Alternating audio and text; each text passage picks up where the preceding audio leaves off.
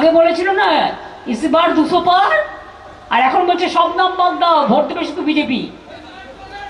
আমরা বললাম বসে থাকো, ওই আশায় বসে থাকো, ইলেকশন কমিশনে শুধু তো বিজেপি ভর্তি। আমি জানি যিনি চেয়ারম্যান হয়েছেন, I respect him because of the chair, but he was the principal secretary of home minister, the secretary of Home Minister Amit Shah. I know that. No impartial people are there.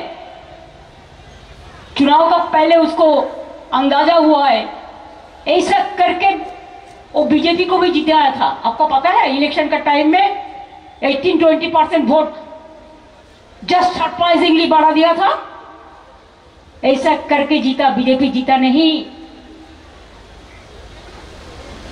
तब भी single majority नहीं है, जो मर्जी कर रहा है।